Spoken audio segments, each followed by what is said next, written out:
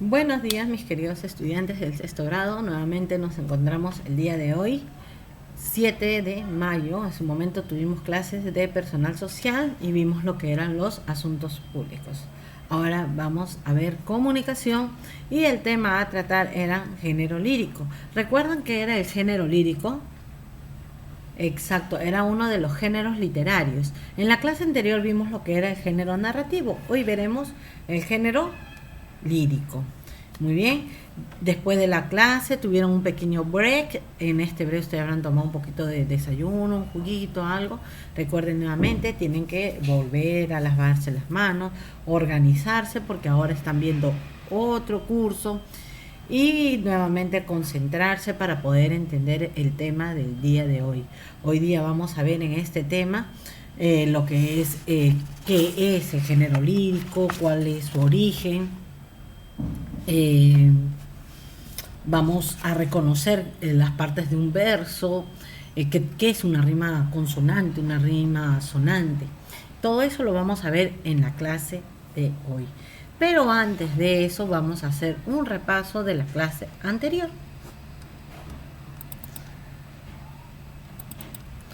En la clase anterior vimos lo que era el género narrativo. ¿Y qué era el género narrativo? Era el género donde te narran historias, ya sean reales o sean imaginarias. ¿Se acuerdan? Las historias del género narrativo siempre había alguien que nos contaba, nos enriquecía, aprendíamos, ¿no? Veíamos culturas diferentes. Y qué importante era reconocer. Y este género tenía características, tenía una secuencia narrativa que era un inicio, un nudo y un desenlace. En el inicio nosotros veíamos que describía los personajes, el ambiente de la narración. Casi siempre un inicio empieza, había una vez, todo comenzó y ella estaba en este lugar cuando todo inició. Luego venía lo que es un nudo, donde se presentan los hechos sin conflicto, ¿no? Como yo les había dicho en la clase pasada, el lobo fue, vio a los tres cerditos, dos estaban jugando y se fue directamente a querer comerse uno y este se había escondido en su casa de paja. Y así empezaba el hecho y el conflicto, ¿no? Soplaré y tu casa derrumbaré. Y el cerdito, pues al ver que derrumbaron su casa, se fue a la casa del otro cerdito, pensando que iban a estar seguros. Y nuevamente el lobo volvió a soplar. Eso se le llama nudo, donde se presentan los hechos y los conflictos. En desenlace se desarrollaba la solución al problema en el nudo. ¿Qué quiere decir? Por ejemplo, en el cuento de Caperucita Roja, teníamos el caso de que en el nudo Caperucita le había preguntado, señor lobo, o en este caso abuelita, ¿por qué tienes los ojos tan grandes? Y el lobo le respondía, para verte mejor. ¿Y esa nariz tan grande? Y el lobo le respondía, para olerte mejor. ¿Y por qué tienes esa boca tan grande? Para comerte mejor. Y salía el lobo. Entonces el desenlace de ese nudo fue que cuando ella empezó a gritar y a pedir auxilio, la había escuchado el cazador, quien fue a su auxilio, ayuda, mató al lobo y rescató a Caperucita y a su abuelita. Entonces se desarrolló la solución al problema que había en el nudo. ¿Y cuál fue el problema del nudo? Que el lobo se quería comer a Caperucita. Pero no solamente tenía la secuencia narrativa como característica del género narrativo, también tenía lo que eran los elementos narrativos. ¿Y cuáles eran los elementos narrativos? Teníamos al narrador, a los personajes, a los hechos, al tiempo y al lugar, ¿no? Sabíamos que el personaje era el sujeto que contaba la historia, los hechos de la historia. Los personajes eran los que realizaban las acciones del narrador. Los hechos eran los acontecimientos, las situaciones, los conflictos, todo lo que se presentaba directamente en la historia. El tiempo es la duración, sucesión, era el orden en que éste iba, ¿no? Empezaba así, la segunda parte iba así, la tercera parte iba de esta manera. Y así. Y el lugar es el sitio donde se desarrollaban los hechos, así como en Shrek, que si nosotros leemos el libro o vemos Shrek, también dice en el país del muy, muy, muy lejano. Peter Pan, en el país de nunca jamás. Entonces, ese es el lugar. Si nosotros vemos otra historia de Drácula en Pensilvania, dice, ¿no? Creo que en el caso de Drácula es Transilvania. Pero así, teníamos los elementos narrativos. Una cosa es la secuencia narrativa, ¿no? Que te habla del inicio, nudo y desenlace, y otra cosa son los elementos narrativos. Muy bien, pero aparte de la secuencia narrativa, los elementos narrativos, tenemos las especies. Tenemos a lo que es el cuento, el mito, la leyenda, la fábula, la tradición, la novela, e hicimos ejemplos en cada uno de ellos, ¿no? En el cual podíamos reconocer si era un cuento, un mito, una leyenda. Habíamos visto en el cuento, por ejemplo, Blancanieves, La Cenicienta, Pinocho, incluso Kung Fu Panda vendría a ser como un tipo de cuento, ¿no? Teníamos La Sirenita, el cuento, hay cuentos rusos, en mitos teníamos pues que intentan explicar creencias entre los pueblos de cómo se originó el hombre y la tierra e incluso el universo, y teníamos a los dioses. Ahí es donde más mitos encontramos, en los mitos de los dioses de la mitología griega, ¿no? Como el dios Zeus, el dios Hades, el dios de los infiernos. Teníamos que supuestamente Zeus había tenido una hija con una humana y había nacido Hércules, donde estaba el fauno, el minotauro, había una mujer que se llama Medusa, que tenía serpientes en vez de cabello, y un sinfín. La leyenda, donde se relatan hechos reales pero expuesto de un modo fantástico, ¿no? Hablamos de la leyenda de los hermanos Ayar, que es parte de nuestra leyenda, de Manco Cápac y Mamahoyo, que también, ¿no?, salieron de las aguas del lago Titicaca para fundar la ciudad de Cusco. Teníamos las fábulas, que son muy conocidas, la fábula de Esopo, donde los personajes, que son animales o son cosas inanimadas que no se mueven, representaban a personas humanas, ¿no?, con características humanas, ¿no? Un perro que hablaba, un burro que habla, la serpiente, o una taza que le dice a la olla. Teníamos las fábulas, la mayoría, y las fábulas más conocidas son las de Esopo. En la tradición teníamos que era un relato bastante gracioso, en el cual contaba anécdotas, ¿no?, de acontecimientos que habían pasado, y yo les había comentado de una tradición que me había gustado mucho, que la había leído justo en el libro de Tradiciones Peruanas de Ricardo Palma, que era el Inca ajedrecista, ¿no?, donde Hernando de Soto, que era el capitán español de aquella época, y el tesorero Riquelme se encontraban jugando una partida de ajedrez, y pues en plena partida lo mira al Inca Atahualpa, y a pesar de no haber nunca jugado ese juego, sino que siempre había observado, le hace un gesto que no. Y pues lo piensa bien y decide, en vez de mover el caballo, mover una torre, y le gana la partida al tesorero Riquelme con un jaque mate contundente, ¿no? Y si nosotros leemos toda esa historia, es una historia bastante curiosa, amena, que les va a gustar muchísimo. Las tradiciones peruanas, el libro de las tradiciones peruanas tiene un sinfín de historias que les va a encantar. Nosotros leímos el año pasado varias de ellas, que nos quedamos totalmente satisfechos y aprendimos de nuestra cultura pasada, porque pasando el tiempo las culturas se mantienen pero se van transformando, ¿no? Van cambiando. Y las novelas, ¿no?, que eran relatos extensos, ¿no?, que con unas descripciones mucho más complejas, que pasaban de un hecho a otro. Y yo les había indicado que yo leí un libro de Paulo Coelho, que era El Alquimista, que era un libro que era una novela de Paulo Coelho que me gustaba muchísimo por la forma en que ésta se desarrollaba. Y así aprendimos nosotros sobre los géneros narrativos, ¿no?, que tenía la característica de tener una secuencia narrativa, tenía elementos narrativos y tenían sus especies, ¿no?, que eran cuentos, mitos, leyendas, fábulas, tradición y novela. Y así recordamos nuestra clase pasada. Facilito, ¿verdad? ¿No? Ahora ya sabemos claramente qué son los géneros narrativos. Ahora vamos a ver lo que es el género lírico. Vamos a conocer un poco nuestro género lírico.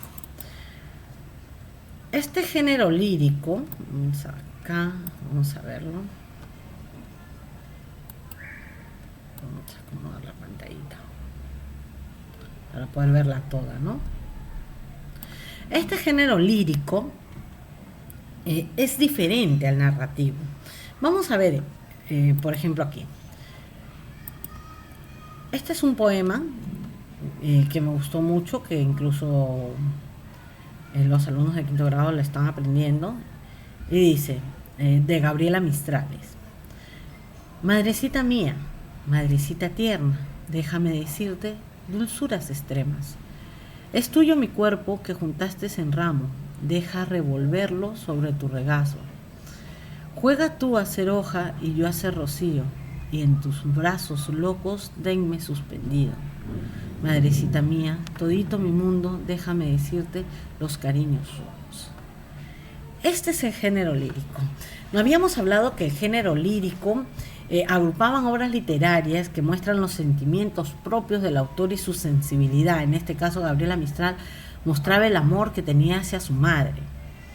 Ese amor que ella tenía de su dulzura, le puso, ¿no? La dulzura como título, porque ella sentía que la dulzura de su madre era así, en el cual ella expresaba los sentimientos hacia ella, ¿no? Que su madre era de ella, su madre era tierna, quería expresarle el amor que tenía de ella, su mamá, ¿no?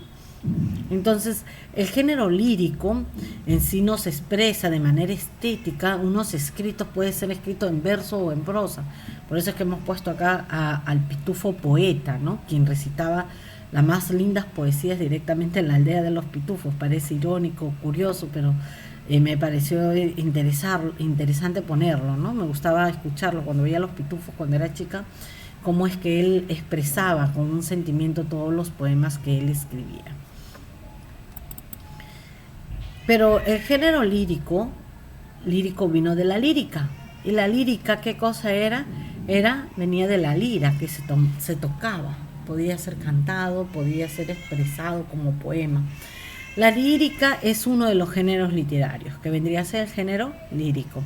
La palabra lírica define todo aquello relativo o perteneciente a la lira. Esta es la lira, un instrumento musical. O a la poesía propia para el canto. Acá vemos a un intérprete quien cantaba o interpretaba una poesía directamente con su lira, ¿no? Se caracteriza por la musicalidad y por la expresión de sentimiento de un emisor ficticio o hablante lírico. El emisor ficticio puede que esté ahí o puede que no esté. Muchas personas a veces leen una poesía para sí solas, no necesariamente necesitan tener a alguien. La lírica puede estar escrita en verso, es decir, en frase sujeta a ritmo o melodía, o en prosa poética. Ahora vamos a ver cuál es la diferencia de ello. Pero ¿dónde se origina todo esto? Muy bien, esto se origina directamente de orígenes griegos. Se trataba de aquella poesía que no estaba destinada a ser leída, sino a ser recitada ante un público por un individuo o por un coro, acompañado de algún instrumento de música. Como vimos en la imagen anterior, veíamos a una poetisa, ¿no?, en el cual interpretaba un poema directamente con la lira. Entonces, dice acá, ¿no?, destinada a ser leída, ¿no? No estaba destinada a ser leída, sino a ser recitada ante un público o por un individuo o por un coro acompañado de algún instrumento musical, principalmente la lira, como también vemos en esta imagen, ¿no? Vemos a alguien que seguramente su poema hablaba sobre la naturaleza, lo expresaba de esa manera. Según la mitología griega, Apolo, dios de las artes, el que están viendo aquí, ¿no?, de la belleza y de la adivinación, tocaba hermosas canciones en este instrumento, expresando un modo subjetivo pleno de emociones. Pero ¿qué es subjetivo? Subjetivo quiere decir que lo hacía de una forma personal, ¿no?, con ciertos sentimientos, o lo hacía de manera propia. ¿Correcto? Esta se divide en dos, en populares y en culto. Vamos a ver los populares. El género lírico que se divide en dos, que los populares suele ser de un autor anónimo y se transmiten oralmente de generación en generación. la poesía popular está representada fundamentalmente por el romancero y los villancicos. Por ejemplo, Ave Amar, moro de la monería, el día que tú naciste, grandes señales había. Pero en este caso el autor no es anónimo, sino fue Nicomedes Santa Cruz, que nos gustaba, que era muy popular, era el Alacocachos aprendí, ¿no? O cuando el que se llamaba también ¿Cómo has cambiado, pelona? ¿No? Era uno de los más bonitos poemas que yo había escuchado. Y entonces estas personas lo escribían de manera anónima porque no querían que se enteraran que ellos lo habían escrito o para quién lo habían escrito, ¿no? Por ejemplo, no sabemos nosotros quién escribió los villancicos navideños. Se han ido pasando de generación en generación y se siguen cantando. Ellos también están dentro de la poesía, en este caso del género lírico. Y tenemos el culto, que tiene un público reducido, son poemas muy trabajados y de perfecta elaboración. Por ejemplo, este poema de Rubén Darío, ¿no? La princesa está triste. ¿Qué tendrá la princesa? Los suspiros escapan de su boca de fresa, que ha perdido la risa, que ha perdido el color. La princesa está pálida en su silla de oro. Está mudo el teclado de su clave sonoro, y en un vaso, olvidada, se desmaya una flor. Este poema, que los trabajaban, que es un poema que no tiene un verso en sí, una secuencia de rima, era expresado de manera pública, podían ser publicados en diferentes diarios o libros, y pues tenían un autor, ¿no? En este caso Rubén Darío, y ellos trataban de que esto pues tuviera una secuencia que expresaran sentimientos en el que la gente que leía que se culturizaba en aquella época podía entenderlo. La gente antigua, ¿no? Por decirlo así, la gente de los años atrás, de los años 1924, 1930, les gustaba leer muchas poesías porque eso los hacía ver ante una sociedad como personas cultas, personas que conocían palabras, conocían versos, conocían juegos de palabras que utilizaban, ¿no? Antiguamente, la gente te insultaba y no te decía, oye, eres un baboso o eres un estúpido. Usaban muchas veces la poesía como hasta para ofenderte, ¿no? Decían, prefiero pasar mis días en esclavitud, encerrado en una mazmorra antes de tener que escuchar tu lengua viperina, cosas como por el estilo. Y las discusiones pues eran de alto calibre, como se decía, con mucha cultura. Ahora la gente cuando discute, no discute de manera alturada, sino que lo hace directamente con improperios, insultos, empuje, ¿no? Y esas personas, de verdad, su comportamiento es bastante vergonzoso, ¿no? En la época antigua las personas cuando discutían buscaban que cuidar mucho su imagen, buscaban que tener un léxico, un vocabulario bastante fluido en el cual podrían ellos defenderse ante una sociedad, ¿no? A veces los miraban y cuando se equivocaban decía, es usted bastante risorio, es todo un bufón, ¿no? Por no decirle, es usted un bruto, un ignorante. Utilizaban palabras que conjugaban, y los que los escuchaban pues se sentían ofendidos y trataban de responder. Yo veía en algunos programas de Jorge Negrete y Pedro Infante, en el cual ellos tuvieron una discusión y utilizaban justamente eso, ¿no? El cantar y rimar y buscar qué decirse por medio de canciones, mensajes de agresiones, ¿no? Pero lo hacían con mucha altura. Y esas discusiones, pues, ante un público se sorprendían, a la vez entendían que estaban discutiendo, pero era enriquecedor. Uno veía de ambas partes dos personas que discutían alturadamente, con una cultura y con un léxico de intercambio de frases bastante bonita. A veces uno se pone a pensar y mira esas películas antiguas y uno dice, ¿cómo me gustaría que vuelvan esas épocas? y no tener que escuchar tantos improperios que se escucha hoy en día.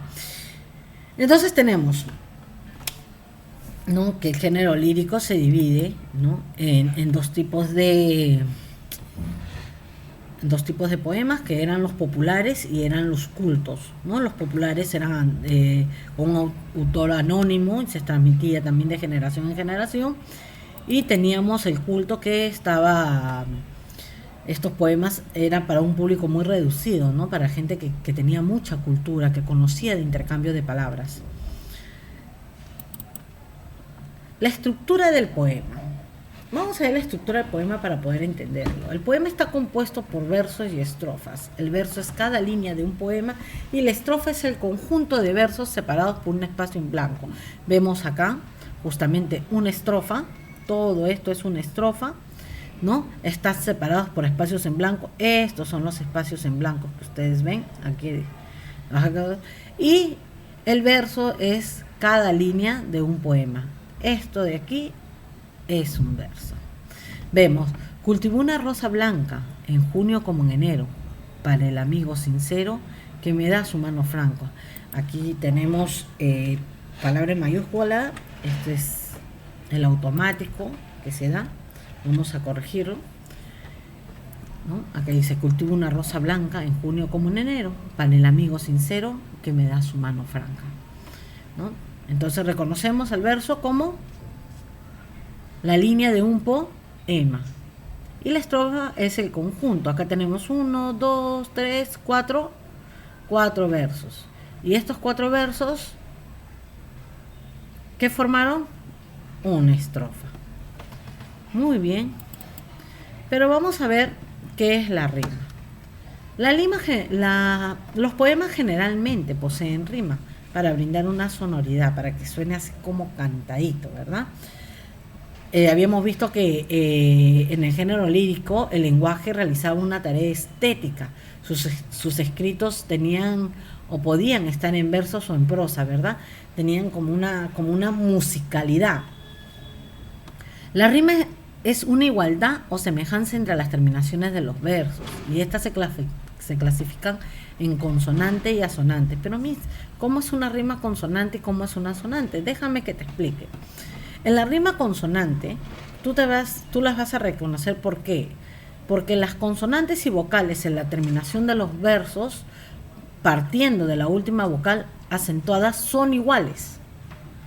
Por ejemplo, vemos acá: cultivo una rosa blanca en junio como en enero, para el amigo sincero que me da su mano franca. ¿Qué dice? Blanca rima con franca.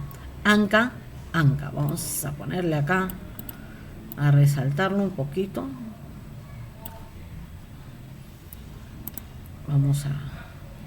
Para que se vea mejor. Ya está. Blanca con franca, ¿verdad? Entonces acá tenemos una rima consonante. Tiene sonido. Para el amigo, ¿no?, de junio a enero, para el amigo sincero. Enero con sincero también. Estos que tienen, dicen, terminan los versos partiendo de la última vocal acentuada. Acentuada no quiere decir que lleva tilde, sino que tiene un tipo de acento. Cultivo una rosa blanca que me da su mano franca. O sea, estas dos tienen similitud, tienen una igualdad al terminar.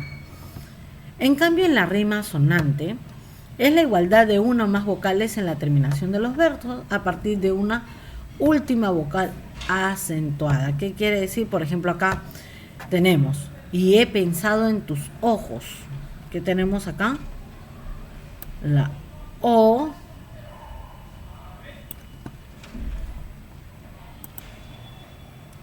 Tenemos la O, vamos a ponerlo acá más. La O, ojos. Acá también. Ambos tienen 2 O. Si ustedes se dan cuenta, antes de una, si lo vemos aquí, antes de una consonante, ¿verdad? Tenemos 2 vocales que sería O. Vamos a verlo aquí. Creo que parece que se agarran los dos. Vamos a cambiarle aquí. Ya. Como muestra el ejemplo, os rima con numerosos, ¿no? ojos con osos. Entonces, esta es una sonante, no es como aquí que nosotros vemos que termina anca, blanca, que terminan prácticamente igual, y enero con ero. Acá puede tener no igual, acá tienen vocales y consonantes iguales, en este no. Simplemente que a la hora de escuchar la última vocal, esta se va a sentir acentuada, se van a sentir de la misma forma. Vamos a ver ejemplos. Aquí tenemos dos tipos, ¿no?, de poesía, ¿no? Dos tipos de rima, mejor dicho. Tenemos una consonante y una sonante. Ustedes, vamos a ver esta primera. Al llegar la noche y romper el llanto, el niño, ¿no? Las 100 bestias despertaron y el establo se hizo vivo y se fueron acercando y alargaron hasta el niño sus 100 cuellos anhelantes como un bosque sacudido. Vemos acá en iño, igual que ivo, terminan igual, ¿verdad? ¿Qué nos hace recordar eso? ¿A una rima? Ahí vamos a ver otro más. Ao, y tenemos acá a, o también, ¿verdad? En sus terminantes. Claro, es una rima. Rima a sonante. Y vamos a verificar la otra rima. Madre, yo al oro me humillo. Él es mi amante y mi amado, pues de puro enamorado ando continuo amarillo, que pues doblón o sencillo hace cuanto quiero, poderoso caballero es don dinero. Mira, tenemos acá justamente en colores iguales, hillo con de humillo con amarillo y sencillo, y amado con enamorado, y quiero con caballero y dinero. ¿Qué tipo de rima es? Rima con sonante. Muy bien. Y facilito, ¿verdad? Entonces, en resumen, el género lírico agrupan obras literarias que muestran los sentimientos propios del autor y su sensibilidad por los seres que los rodean. En la lírica hemos visto que el lenguaje realiza una tarea estética y en sus escritos pueden estar en verso o en prosa. Estos versos pueden estar con otros versos haciendo una rima, ¿verdad? Esta rima puede ser asonante o puede ser consonante. Y estos tienen sus orígenes en donde un origen griego, en el cual este tipo de género literario fue compuesto directamente para ser recitado, interpretado directamente musicalmente, como hemos escuchado los villancicos, ¿no? Pero mira cómo beben los peces en el río. No sabemos, es dividido en este caso en público, tenían un público culto, un público más popular, ¿verdad? Muy bien, en este caso eso ha sido todo por hoy. También les vamos a dejar una pequeña actividad que ustedes van a resolver bastante fácil, chicos, que les va a gustar. Y ya hemos aprendido del género literario, hemos aprendido el género narrativo, en el cual se caracterizaba por tener una secuencia narrativa, elementos narrativos, y tenía también sus especies. Hemos conocido lo que es el género lírico, el cual nosotros hemos aprendido que se divide en lo que es los poemas populares y los que eran cultos. Y teníamos lo que es también sus características, que vendrían del verso y la rima del poema, el cual podría ser asonante y una rima consonante. Esto es todo por hoy. Nos vemos el día de mañana nuevamente en otra clase con ustedes. Espero que les haya gustado la clase. Yo la he visto bastante sencilla. Yo creo que ustedes también han podido verla bastante sencilla. Les voy a dejar un pequeño link para que puedan ver un video referente a lo que es el género lírico, y les ayude y les refuerce también un poco más a la clase que hemos tenido hoy día. Dios los bendiga a todos, que tengan un excelente día. Hasta mañana.